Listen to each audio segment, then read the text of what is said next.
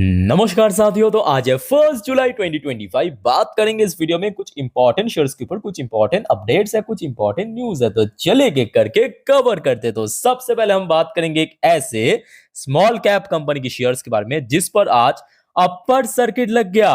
और रीजन क्या मालूम है? आज कंपनी बोनस भी दिया, उसके साथ स्प्लिट भी दिया, जैसे कि इस वीडियो की टाइटल में मेंशन किया। कंपनी का नाम है बेमको हाइड्रोलिक लिमिटेड। शेयर क्लोजिंग दिया 2% अपर सर्किट लगते हुए लगभग 2652 रुपए पर। देखिए छोटे कंपनी है, बट छोटा मत समझना इसको। क्या मतलब? पहले आप न्यूज देखिए। देखिए कंपनी आज की डेट में एक तो 1:1 रेशो में बोनस दिया, अच्छी बात है।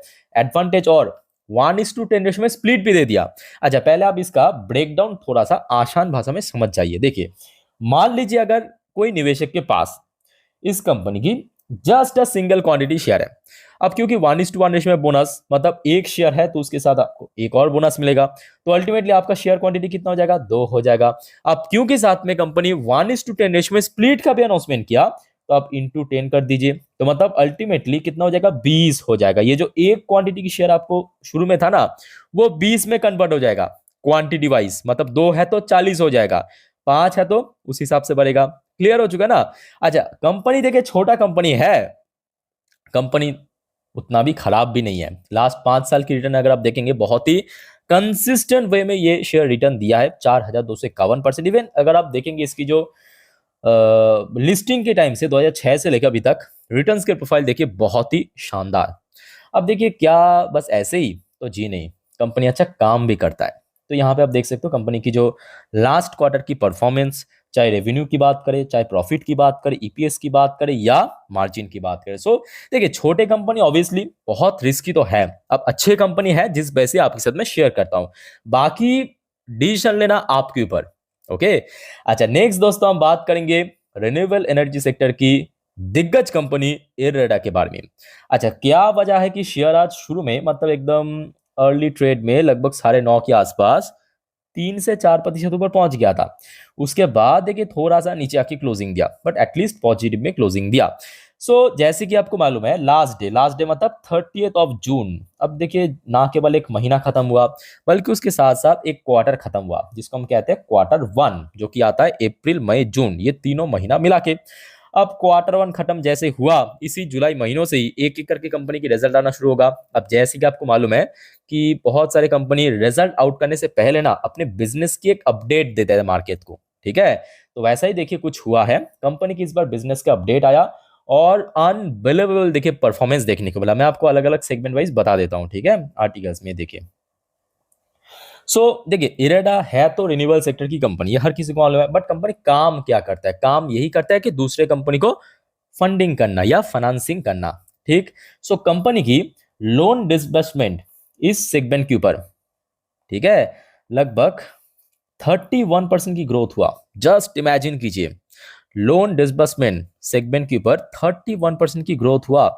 लास्ट ईयर सेम क्वार्टर में कितना था? 5,326 करोड़। इस बार कितना हुआ? 6,981 करोड़। अच्छा, दूसरे सेगमेंट आ जाइए, वो हो गया आपका लोन सैंक्शन, क्योंकि फाइनेंसिंग कंपनी तो लोन सैंक्शन करना पड़ेगा। लोन सैंक्शन की सेगमेंट पे लास्ट ईयर में जो टोटल फिगर था 9,136 करोड़, इस बार मालूम है 5 डिजिट में पहुंच चुका है, 11,740 crore. Year on year base पे 29% की इंक्रीज हुआ। मतलब लोन सैंक्शन में 29%, लोन डिसबर्समेंट में 31%। और अगर आप देखेंगे दूसरा जो तीसरा जो सेगमेंट है, वो हो गया आपका लोन बुक। कंपनी की टोटल लोन बुक कितना देखिए, लास्ट ईयर में था, देखिए, नहीं लास्ट ईयर नहीं, सॉरी, ये मार्च क्वार्टर में था 76,250 करोड़। और ईयर ऑन ईयर बेसिस पे 27% की इंक्रीज हुआ, अभी आया है 79,960 करोड़। तो ओवरऑल अगर हम बात करें, चाहे लोन बुक की बात करें, लोन सैंक्शन की बात करें या लोन डिसबर्समेंट की बात करें, हर एक सेगमेंट पे कंपनी बेहतरीन परफॉर्म किया, बेहतरीन परफॉर्मेंस, ठीक है? आप समझ सकते हो कि कंपनी खराब नहीं है। इवन Q4 भी कंपनी के लिए बहुत बढ़िया गया था, जहां पे दूसरे कंपनी इतना स्ट्रगल कर रहा था, इधर ने बहुत अच्छा परफॉर्म किया। तो आप पूछेंगे सर शेयर में तेज क्यों नहीं हो रहा है, मतलब शेयर में रिकवरी क्यों नहीं हो रहा है? यहाँ पे पहले मैं आपको दिखाना चाहता हूँ। देखिए ईयर टिल डेट की अगर हम बात करें, चाहे मार्च मार्च महीनों पे जहाँ पे नीचे पहुंच गया ना, वहां से एटलीस्ट 30% के आसपास रिकवर कर चुका है। और दूसरी बात है कि कुछ कुछ साल ऐसा होता है कि कोई शेयर चलता नहीं है, बट ऐसे नहीं कि कंपनी खराब हो गया। पहले आप समझने की कोशिश कीजिए। ऐसे सिचुएशन पे आप अगर पेशेंस रखेंगे ना, ऐसे सिचुएशन पे आप अगर पेशेंस रखेंगे, उसके बाद का जो रैली होगा वो दोस्तों पाने के लिए आप हकदार बन जाएंगे। मेरे बात को समझने की कोशिश करना, ठीक है? क्योंकि आप खुद से पूछिए, अगर आपके पास इराडा की शेयर है, क्या कंपनी खराब है? ये जो सेक्टर से काम करता है, क्या वो खराब है? क्या वहां पे डिमांड है या नहीं है? आप खुद से पूछिए, आपको आंसर मिल जाएगा। ठीक है? सो अल्टीमेटली आपको अगर ये लगे कि कंपनी ना जेन्युइन कंपनी है, तो आई थिंक कि मेरे हिसाब से यहाँ पे पेशेंस रखना ही सबसे फायदेमंद है। क्योंकि आप ये भी देखिए कि शेयर बहुत ही शॉर्ट टाइम में, मतलब 1 साल के अंदर, पूरा 1 साल भी नहीं, जब ये बाजार में आया था 50-60 रुपए के भाव में लिस्ट हुआ था, उसके बाद से 300 तक पहुंच गया था। यहाँ पे अगर हम बात करें 350% रिटर्न दिख रहा है कुछ महीनों के अंदर अंदर, है ना? सो उसके बाद एक डिप करेक्शन की तो उम्मीद था, और वो डिप करेक्शन आ भी चुका है। तो उसके बाद का जो फर्दर रैली होगा, उसमें देखिए अगर आपको पाना है तो यहाँ पे आपको पेशेंस रखना पड़ेगा इस लेवल पे। क्लियर ना? बाकी अपडेट मैं आपको दे दूंगा कंपनी की जब रिजल्ट आउट होगा। एनीवे, आगे बढ़ते हैं। नेक्स्ट है आईडीएफसी फर्स्ट बैंक लिमिटेड। सोता हुआ शेयर फिर से जाग रहा है धीरे धीरे करके। आईडीएफसी फर्स्ट बैंक लिमिटेड आज 5.5 से 6% की मूवमेंट दिया। सबसे पहले चलिए न्यूज के ऊपर लेकर चलता हूँ। सो यहाँ पे एक ब्रोकरेज फर्म जिसका नाम है इन्वेस्टेक, ये ब्रोकरेज फर्म ने बाई करने की रेटिंग दी आईडीएफसी फर्स्ट बैंक में, और उसके साथ साथ एक बढ़िया टारगेट, मतलब टारगेट प्राइस इंक्रीज किया। सो यहाँ पे बाइंग का रेटिंग तो आपने देख लिया। अच्छा, टारगेट प्राइस पहले कितना दिया था, पहले आप देखिए। इसके पहले जब टारगेट दिया था 65 रुपीज की, ठीक है, इस बार 38.5% इंक्रीज करके 90 रुपीज की टारगेट दिया। नोट करना, 65 रुपए की टारगेट पहले दिया था, आज की रेट पे फिर से उसको री रेटिंग एंड री टारगेट करके 90 रुपीज की टारगेट दिया। मतलब लास्ट डे जहां पे शेयर क्लोजिंग दिया है, वहां से लगभग 17% अपसाइड ये टारगेट है। ठीक है? सो जो अक्सर मैं आपको कहता हूँ कि देखिए शेयर पहुंचेगा या नहीं पहुंचेगा टारगेट में, वो डिफाइन करेगा कंपनी की परफॉर्मेंस, कंपनी कैसा काम कर रहा है। बट एक इंस्टेंट इम्पैक्ट हमेशा आपको दिखाई देता है, जो कि आज हमें देखने को मिल गया। ठीक है? और सडनली वॉल्यूम भी काफी ज्यादा हाई पहुंच गया, क्योंकि अक्सर होता नहीं है हर रोज। अगर आप ट्रैक करेंगे 5, 6, 7 करोड़ मैक्स, बट आज की रेट में 12 करोड़ क्रॉस कर चुका है। 12.94 करोड़, अप्रोक्सीमेटली 13 करोड़ के आसपास। ठीक है? और डिलीवरेबल पर ऐसा नहीं कि देखिए कुछ दिन ऐसा होता है कि वॉल्यूम हाई हो गया बट डिलीवरी रेट कम हो गया, आज ऐसा नहीं हुआ। डिलीवरेबल परसेंटेज भी 36.75, डिसेंट परसेंटेज देखने को मिला। ठीक है? सो आईडीएफसी फर्स्ट बैंक जो है ना, 2025 की पीक टच कर चुका है, इसी साल की पीक टच कर चुका है।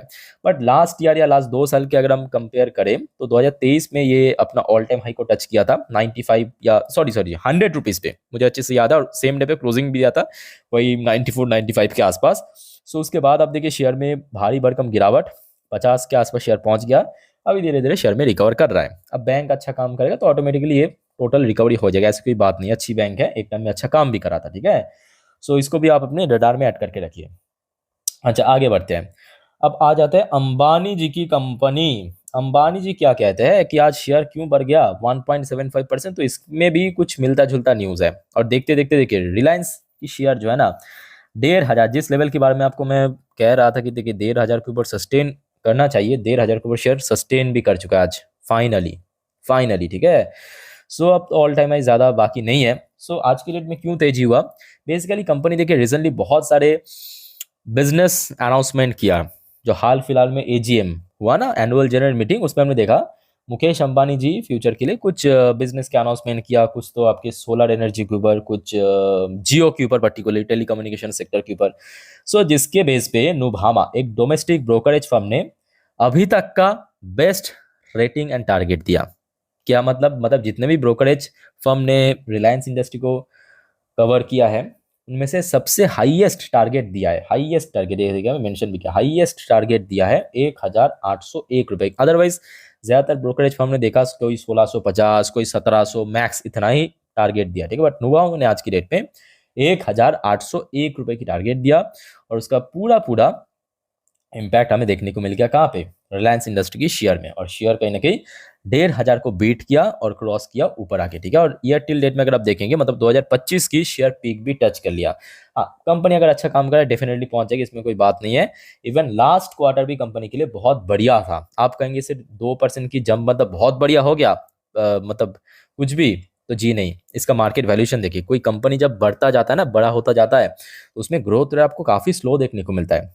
ठीक है, ये चीज़ भी आप सीखने की कोशिश कीजिए। तो यहाँ पे आपको देख के लग रहा है कि 2-2.5% की ग्रोथ मतलब नहीं, अच्छी ग्रोथ है एक्चुअल में अगर देखा जाए। ठीक है, मार्केट कैप देखिए इसका 20 लाख करोड़ के ऊपर, भारत की नंबर 1 इंडिविजुअल कंपनी। ओके, सो रिलायंस के ऊपर नजर रखिए। और ऑब्वियसली इस बार क्योंकि कंपनी की मतलब ऑयल की वजह से मेनली व्यापार अच्छा हो रहा है। ओके, अच्छा दोस्तों आगे बढ़ते हैं। नेक्स्ट टॉपिक आईपीओस की जीएमपी। चलिए फटाफट आईपीओस की प्रीमियम चेक करते हैं, जितने भी आईपीओस बाजार में अवेलेबल है।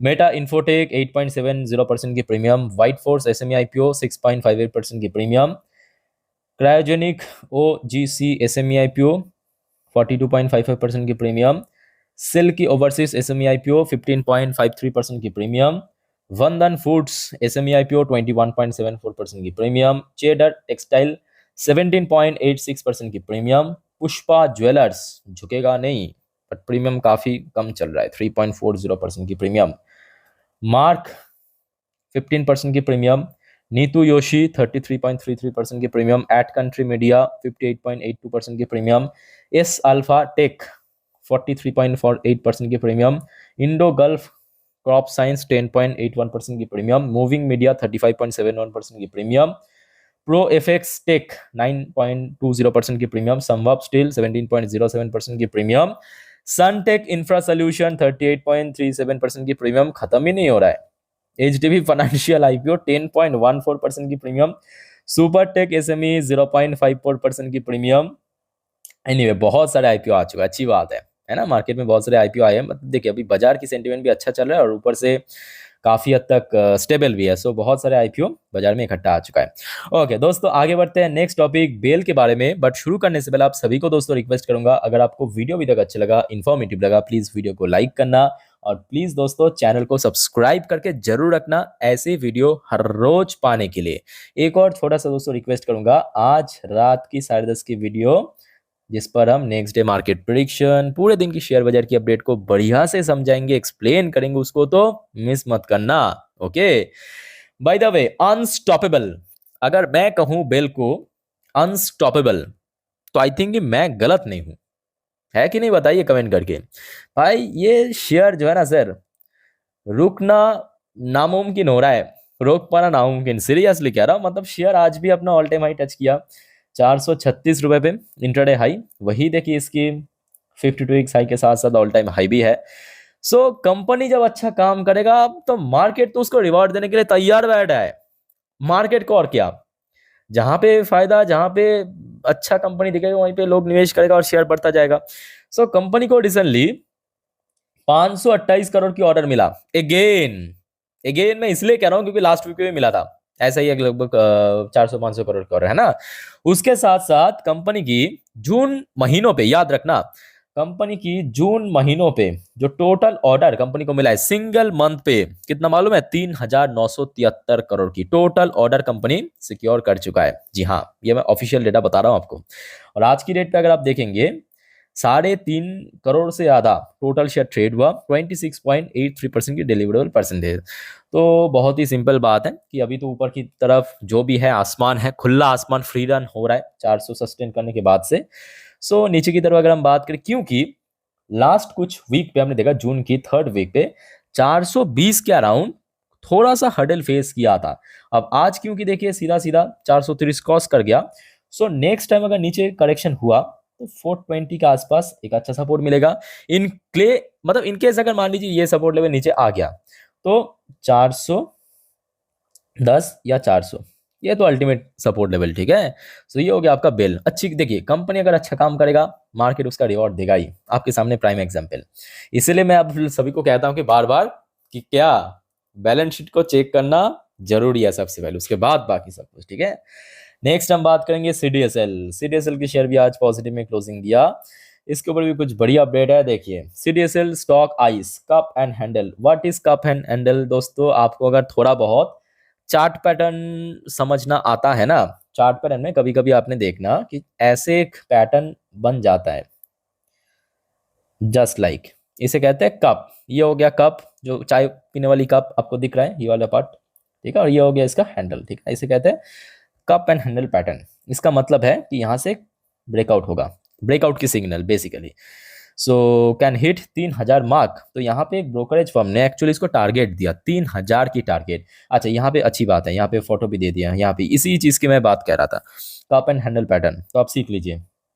यहाँ पे आपको एक पैटर्न दिख रहा है, देखिए शेयर पहले ऐसे गिर गया था, उसके बाद यहाँ पे रिकवर किया, थोड़ा सा शॉर्ट गिर के फिर से यहाँ पे। तो मतलब ये वाला पार्ट हो गया आपका, क्या कहते हैं टेक्निकल लैंग्वेज में, कप एंड हैंडल। ये होगा आपका कप और ये हो गया आपका हैंडल, ठीक है। सो यहाँ पे एक्चुअली जो सिग्नल मिलता है, दिखाई दे रहा है ना आप लोगों को, यहाँ से एक ब्रेकआउट हो सकता है, मतलब ये जो प्रीवियस हाई इसको क्रॉस करके निकल के जा सकता है, ठीक है।